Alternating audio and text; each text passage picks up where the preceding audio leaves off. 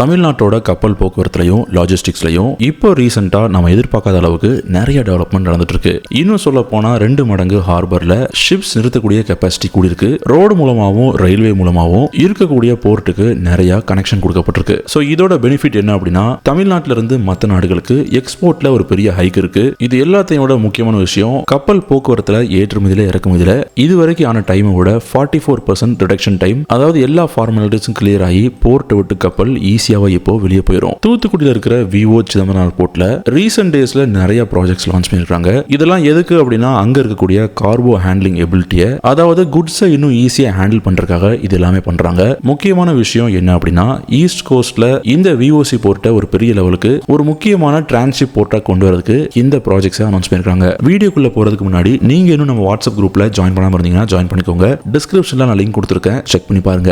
இன்னைக்கு லான்ச் பண்ண எல்லாமே ரியாலிட்டி வந்துட்டு இருக்கு. ஏன்னா விஓசி போர்ட்டோட அவுட்டர் ஹார்பரை இன்னும் நிறைய கண்டெய்னர் ஏத்துறதுக்காக ரெடி பண்ணிருக்காங்க. இந்த ஒரு விஷயம் மட்டுமே தமிழ்நாட்டுக்கு ஒரு மிகப்பெரிய சக்சஸ் அப்படின்னு நாம சொல்லலாம். இந்த அவுட்டர் ஹார்பர் கண்டெய்னர் டெர்மினல்ல 7056 கோடி ரூபாய் செலவுல 4 மில்லியன் TEU அளவுல அதிகமா கெப்பாசிட்டியை இன்க்ரீஸ் பண்றாங்க. இப்படி பண்றது மூலமா என்ன ஆகும் அப்படின்னு கேட்டீங்கன்னா இந்தியாவோட ஈஸ்ட் கோஸ்ட்லயே விஓசி டிரான்ஸ்ஷிப் டெவலப்மெண்ட்ல நம்பர் 1 வரும். அதாவது போர்ட் ஹேண்ட்லிங், அதாவது ஒரே நேரத்தில் எவ்வளவு ஷிப்ஸை ஹேண்டில் பண்றோம், எவ்வளவு கண்டெய்னர்ஸை ஹேண்டில் பண்றோம் அப்படிங்கிற ஒரு விஷயம் இருக்கு. ஸோ இந்த விஷயம் விஓசி போர்ட்ல பெஸ்டா வந்துடும். இன்னொரு முக்கியமான ப்ராஜெக்ட் என்ன அப்படின்னா இது தமிழ்நாட்டுக்கே ஒரு மிகப்பெரிய வளர்ச்சி அப்படின்னு சொல்லலாம். அதாவது தூத்துக்குடியில் பிளான் பண்ணிருக்கிற டீசாலினேஷன் ஃபெசிலிட்டி தான். இந்த ஃபெசிலிட்டி மூலமா உப்பு தண்ணியை நல்ல தண்ணியா மாத்தி ஊருக்கு கொடுக்க முடியும். இதெல்லாம் போக போர்ட்டையும் சிட்டியும் கனெக்ட் பண்ற மாதிரி கனெக்டிவிட்டியை கூட்டியிருக்காங்க. போர்ட்ல இருக்கிற இன்ஃப்ராஸ்ட்ரக்சரும் டெக்னாலஜியும் இதுவரைக்கும் யாருமே எக்ஸ்பெக்ட் பண்ணாத அளவுக்கு வேற மாதிரி டிசைன் பண்ணிருக்காங்க. முக்கியமான ஆட்களுக்கு RFID ஆக்சஸ் கண்ட்ரோலா இருக்கட்டும், அப்படி இல்லைன்னா ஆபரேஷன் எஃபிஷியன்சி, அதாவது 10 வருஷத்துக்கு முன்னாடி தமிழ்நாட்டில் இருந்த போர்ட் வசதியை விட இன்னைக்கு ஆபரேஷன்ல போர்ட் எல்லாமே நம்பர் 1 ஆயிருச்சு. ஸோ இனிமே கண்டெய்னர் எக்ஸ்போர்ட் அண்ட் இம்போர்ட்ல டிலேஸ் இருக்காது,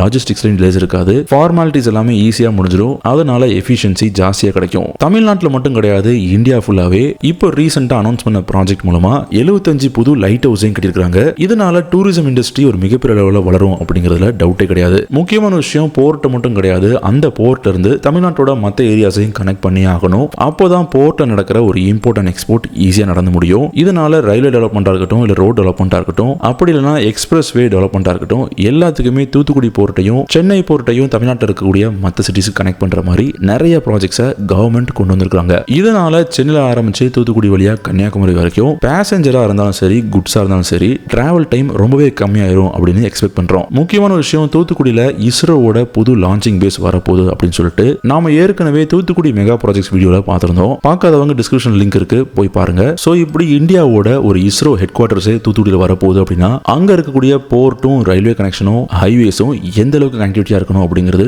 நமக்கு நல்லாவே தெரியுது. அண்ட் அதை பேஸ் பண்ணி தான் கவர்மெண்ட்டுமே இந்த போர்ட்டை கனெக்ட் பண்ற மாதிரி நிறைய ப்ராஜெக்ட்ஸை அனௌன்ஸ் பண்ணிட்டு இருக்காங்க.